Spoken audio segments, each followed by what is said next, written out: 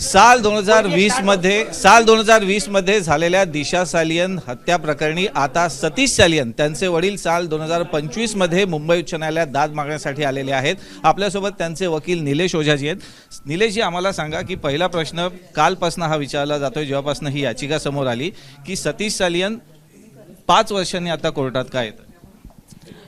5 वर्षांनी तसं नाही आहे तो विषय। पहिली गोष्ट की पहिले 2.5 वर्ष हे उद्धव ठाकरे यांचं गुंडा सरकार होतं।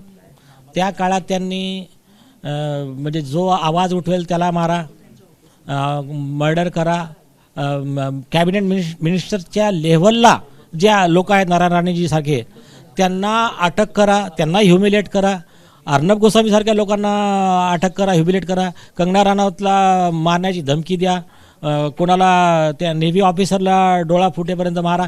हे जे त्यांची गुंडागर्दी चालू होती त्याच्यामुळे थोडंसं लोकांच्या मनात भीती पण होती आणि यांना मिसगाईड केलं। यांचे जे आरोपी पोलीस अधिकारी आहे यांनी दिशाच्या वडिलांना मिसगाईड पण केलं। त्यांना सांगितलं की नाही इसमें ऐसा नाही आहे वैसा नाही आहे, आणि यांचा जरा विश्वास होता आणि हे त्यांच्याच व्हर्च्युअल सायकोलॉजिकल कस्टडीमध्ये होते, तर मग ते भावनिक पण होते, तर तेव्हा काही झालं नाही।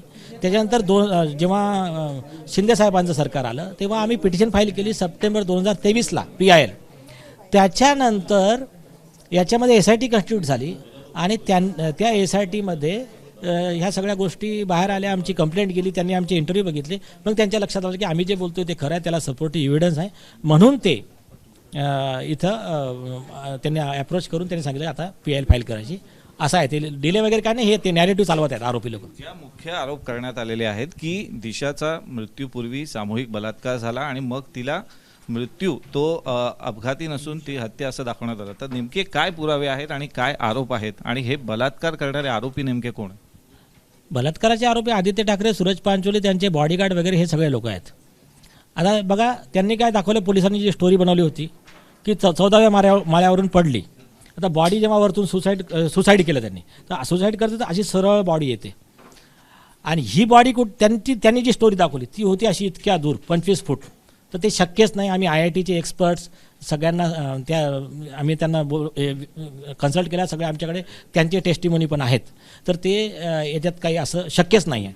दुसरं त्यांनी सांगितलं की वरतून पडली। आता वरतून पडल्यावर एक कॉमन सेन्स आहे, रक्त निघतं, डोकं फुटतं, आणि यांनी मग तशी रिपोर्ट पण बनवली नंतर, हे हाड तुटलं, दात बाहेर आले वगैरे सगळं, परंतु तुम्हाला पाठवला अंतिम संस्काराचा फोटो। त्यांचे वडील आमच्याकडे एवढे विटनेस आहेत, सगळ्यांनी सांगितलं की असं काही घडलंच नव्हतं, म्हणजे तिला एकही असा जखम नाही आहे की वरून पडल्यावर हाड फुटलं, डोकं फुटलं, काही नाही, तिचा चेहरा इंटॅक्ट आहे। ते सगळं यांचं खोटं सिद्ध झालं आहे।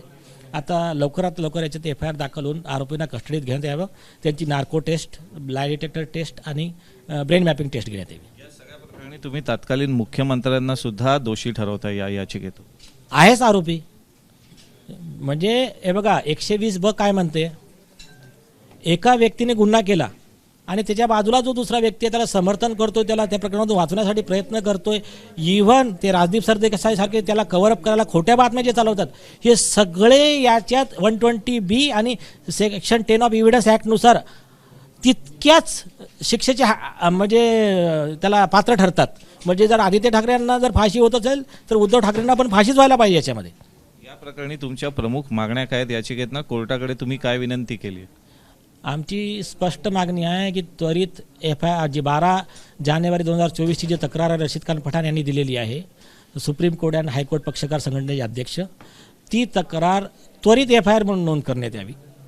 सुप्रीम कोर्टाचे ललिता कुमारीचे गाईडलाईन्स, पोलीस महासंचालक यांचे आदेश याच्यानुसार त्या तक्रारीवर त्वरित गुन्हा नोंद करणं बंधनकारक असताना SITच्या ज्या सदस्यांनी या प्रकरणात 1 वर्ष 2 महिन्यापासून गुन्हा नोंद केला नाही, टाळाटाळ केली, त्यांच्या विरोधात IPC 166A आणि महाराष्ट्र पोलीस ॲक्ट 145(2) अंतर्गत फौजदारी कारवाई, कंटेम्प्ट ऑफ कोर्टची कारवाई, विभागीय चौकशी, सस्पेन्शन, निलंबन ही कारवाई करण्यात यावी अशी आमची मागणी आहे।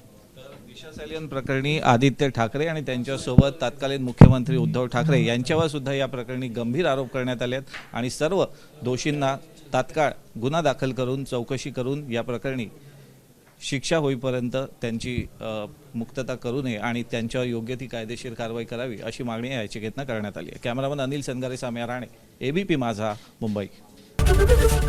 एबीपी माझा, उघडा डोळे बघा नीट.